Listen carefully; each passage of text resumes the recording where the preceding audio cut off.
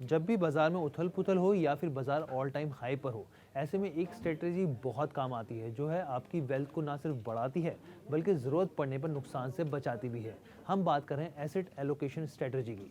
Equity, mutual funds, gold या फिर FD, सभी एसेट अलग-अलग डायरेक्शन में चलते हैं। ऐसे में समय-समय पर इसमें बैलेंस बनाना बहुत ज़रूरी होता है और इसी मुद्दे पर हम चर्चा करने के लिए इस वक्त हमारे साथ बेहद खास मेहमान हैं, SEBI registered investment advisor Jitendra Solanki ji. आपका बहुत-बहुत स्वागत है बिज़नेस टुडे बाजार पे। नमस्कार। और मैं हर बार की तरह हर्ष वर्मा हूँ। तो सर, सबसे पहले मेरा आपसे सवाल रहेगा, ये बताइए कि एसेट एलोकेशन होता क्या है? ओके, देखिए जब भी हम कोई निवेश करते हैं, तो एक स्ट्रैटेजी होती है कि हम एक एसेट क्लास में निवेश ना करके हम थोड़ा-थोड़ा पैसा हर एसेट क्लास में डालें। कोई कहावत है ना, हम बोलते हैं कि सारा का सारा पैसा एक ही बास्केट में नहीं डालना चाहिए जब आप निवेश करते हैं। तो एसेट एलोकेशन में मैं ये डिसाइड करता हूँ कि हर एसेट क्लास में मैं कितना पैसा डालूँगा। फॉर एग्जांपल ₹100 अगर मेरे पास है, तो मैं पूरे के पूरे ₹100 शेयर बाजार में नहीं डालूँगा। मैं उस ₹100 में से 40 शेयर बाजार में डाल सकता हूँ, 20 गोल्ड में डाल सकता हूँ, 20 जो है मैंने रियल एस्टेट में डाल दिया, 20 मैंने किसी और जी। एसेट क्लास में डाल दिया। तो इस तरीके से मैंने अपना जो निवेश है वो डिवाइड करके अलग-अलग एसेट क्लास में डाल दिया। इसी को हुँ। हम एसेट एलोकेशन स्ट्रैटेजी बोलते हैं। यानी कि आप अपना पैसा जो है अलग-अलग एसेट क्लास में एलोकेट करते हैं। बिल्कुल सर, आपने बहुत अच्छे से समझा दिया एसेट एलोकेशन क्या होता है। अब दूसरा सवाल जो उठता है वो ये उठता है कि आखिर एसेट एलोकेशन स्ट्रेटजी ज़रूरी क्यों होती है? देखिए, बस हर एसेट क्लास का अपना एक कैरेक्टरिस्टिक है। अब मैं शेयर बाजार की लेता हूँ, शेयर बाजार में उथल-पुथल बहुत होती है, उतार-चढ़ाव बहुत होते हैं।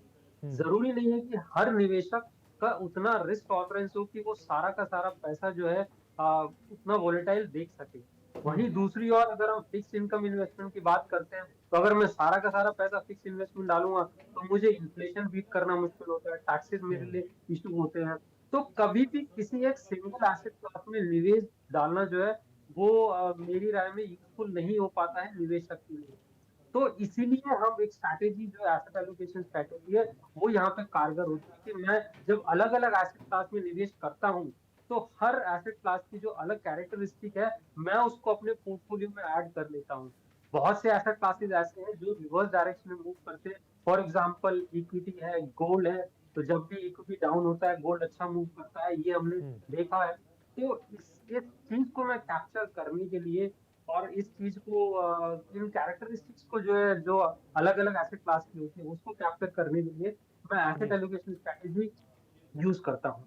बिल्कुल सर।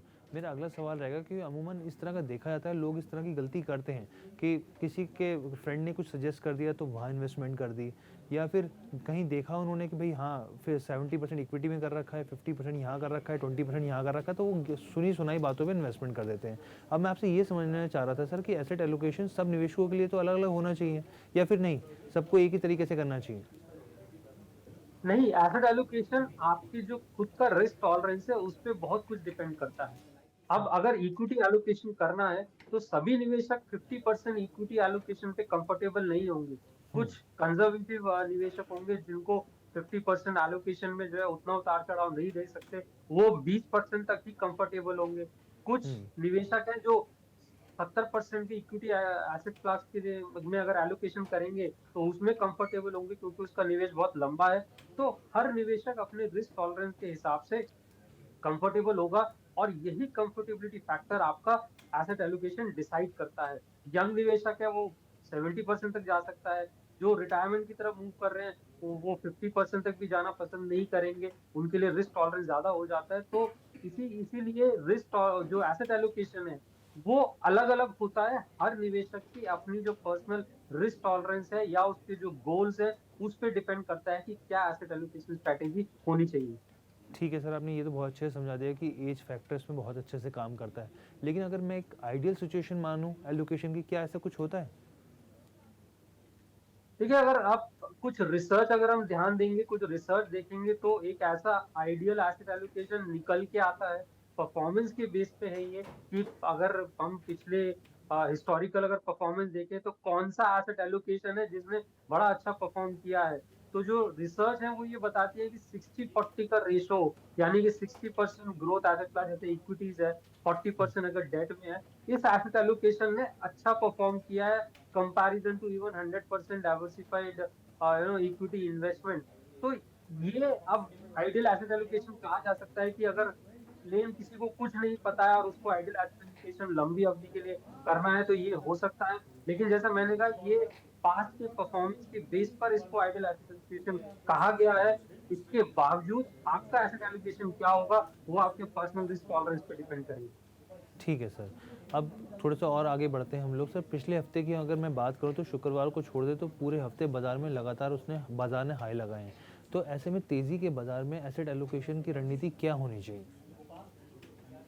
देखिए, आपका पर्सनल जो रिस्क टॉलरेंस है उसके बेस पर एसेट एलोकेशन स्ट्रेटेजी डिसाइड होती है। बाजार ऊंचाई पे है, कम पे है, ये आपके एसेट एलोकेशन में डिसीजन फैक्टर नहीं होता है।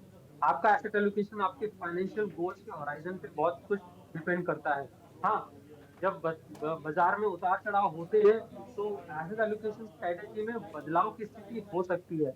लेकिन क्या एसेट एलोकेशन स्ट्रेटेजी होनी चाहिए, ये निर्भर करता है आपके फाइनेंशियल गोल्स पर और आपके पर्सनल रिस्क टॉलरेंस पर। बाजार किस पोजीशन पे है, यहाँ से आगे बढ़ेगा, घटेगा, ये फैक्टर नहीं होता है कि एसेट एलोकेशन डिसाइड करने का।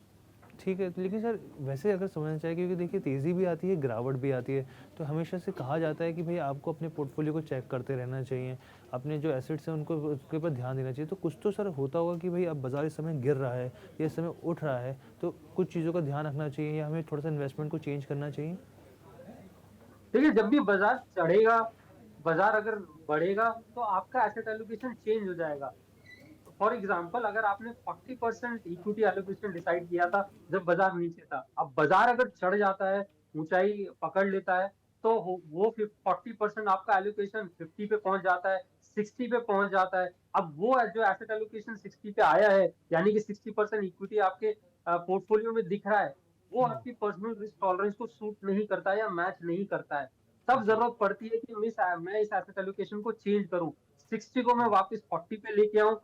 अब उसकी स्ट्रैटेजी हो सकती है कि मैं ज्यादा डेट में निवेश कर दूं अपनी तरफ से, या फिर मैं इस 60% इक्विटी है उसमें से 20% सेल आउट करके मैं डेट में मूव कर जाऊं। तो ये स्ट्रैटेजी होती है एसेट एलोकेशन को उसी स्ट्रैटेजी पर रखना जो आपने पहले से डिसाइड करी है। ठीक है सर, आपने बहुत अच्छे से समझाया। मेरा आखिरी सवाल रहेगा सर, क्योंकि ये हमेशा कहा जाता है कि आपको अपने समय समय पर अपने एसेट्स को और पोर्टफोलियो को देखना चाहिए, उसको रिव्यू करना चाहिए और खासकर बैलेंसिंग करनी चाहिए। तो सर ये समझाइए कि कितने कितने समय में देखना चाहिए और किस तरह की चीज़ें हमें इस चीज़ पे फोकस करना चाहिए? आमतौर पर तो जो पोर्टफोलियो रिव्यू है, मुझे नहीं लगता कि 1 साल से पहले आपको जरूरत पड़ती है। साल में एक बार अगर आपने लंबी अवधि के लिए निवेश किया है, मसलन 10 साल से ज्यादा का होराइजन है, तो साल में एक बार पोर्टफोलियो रिव्यू करना अच्छा होता है। इससे कम फ्रीक्वेंसी पे मुझे नहीं लगता कि आपको देखने की जरूरत पड़ती है। हाँ, कुछ इवेंट चेंजेस हो सकते हैं, जैसे सेबी ने कैटेगराइजेशन पहले चेंज किया था, या सेबी कुछ बदलाव लेके आता है जिसकी वजह से म्यूचुअल फंड कंपनीज को अपने स्कीम्स में फेरबदल करने की जरूरत पड़ती है, या आपके पोर्टफोलियो में कुछ ऐसे फंड्स हैं जिसको आप जो है नहीं कंटिन्यू करना चाहते हैं, या उनको ऑब्जेक्टिव चेंज हो गया है। ऐसे इवेंट बेस्ड जो रिव्यू होते हैं वो 1 साल से पहले हो सकते हैं। बट मेरी राय में 1 साल जो है एक अच्छा पीरियड है पोर्टफोलियो रिव्यू करने का। अगर आप इससे ज्यादा जाना चाहते हैं तो 6 महीने में देख सकते हैं, बट मुझे नहीं लगता उससे कम फ्रीक्वेंसी में आपको इतनी बार बार जो है पोर्टफोलियो रिव्यू करने की जरूरत पड़ेगी, अगर आपका जो निवेश है वो 10 साल से ज्यादा। ठीक है सर, तमाम सवालों के जवाब देने के लिए बहुत बहुत धन्यवाद। और मुझे लगता है जितेंद्र जी ने जितने भी सवालों के जवाब दिए, जो भी व्यूअर्स हो गए उनको काफ़ी हद तक सेटिस्फैक्शन, काफ़ी हद तक उनके सवालों के जवाब मिल गए होंगे। सर बहुत बहुत धन्यवाद बिजनेस टुडे बाजार से बात करने के लिए। Thank you. और हर बार की तरह मैं अपने व्यूअर से कहना चाहता हूं कि हम लोग म्यूचुअल फंड से जुड़ी चीज़ें, पर्सनल फाइनेंस से जुड़ी चीज़ें, हर एक जानकारी आपको बेहद आसान भाषा में समझाने की कोशिश करते हैं, एक्सप्लेनर के ज़रिए, इंटरव्यूज़ के ज़रिए, ताकि आपको ज़्यादा से ज़्यादा चीज़ें बिजनेस से जुड़े अपडेट आपको मिलते रहें। तो कैसी लगी आपको ये वीडियो, आप हमें कमेंट करके ज़रूर बताइएगा। और बिजनेस से जुड़े हर एक अपडेट को बेहद आसान भाषा में समझने के लिए देखते रहिए बिजनेस टुडे बाजार। वीडियो पसंद आया तो हमें लाइक, कमेंट, शेयर और सब्सक्राइब जरूर करें।